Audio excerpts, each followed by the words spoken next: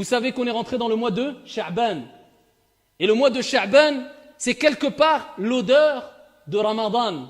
Car Ramadan est dans un mois. Allahumma ballighna Ramadan. Qu'Allah Jalla wa Ala nous fasse parvenir ce mois béni, rempli encore de trésors et de merveilles. On en parlera, insha'Allah tabaraka wa ta'ala. Donc le mois du Ramadan arrive à grands pas. Et le prophète alayhi salatu wa salam, ici fut interrogé par Oussama ibn Zayd, radiyallahu anhu wa arda. Comme il est relaté dans le hadith rapporté par An-Nasa'i bi sanadin sahih. Oussama ibn Zayd a dit, Ya Rasulallah, je ne t'ai jamais vu jeûner plus que pendant le mois de Sha'ban. Le prophète jeûnait énormément pendant le mois de Sha'ban. Et le prophète alayhi salatu wa salam a dit, c'est un mois auquel les gens sont beaucoup, ou vis-à-vis duquel les gens sont beaucoup négligents. Il est entre Rajab et Ramadan. Il nous rappelle que les gens sont très négligents pendant ce mois, alors que c'est quelque part l'odeur du Ramadan. Normalement, on doit se préparer physiquement, à travers le jeûne surérogatoire selon nos capacités, c'est mieux. Et spirituellement, psychologiquement, Ramadan arrive. Ça demande de la préparation. Et il dit, il est entre Rajab et Ramadan.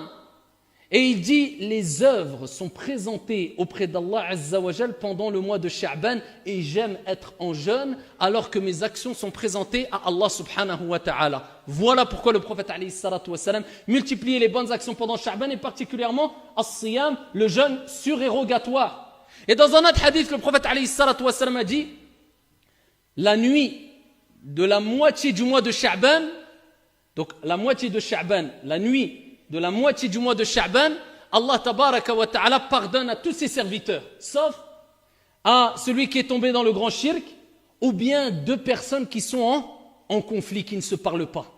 Donc s'il y a deux personnes qui sont en conflit, ils se sont disputés, deux croyants, ils ne se parlent pas, ils se font la tête, eh bien à ce moment-là, qu'ils sachent que sûrement Allah Jalla wa Ala ne leur pardonnera pas, tant qu'ils se font la tête, ils se sont disputés. Encore une preuve qui nous rappelle que le mois de Sha'ban, c'est aussi le mois de la réconciliation.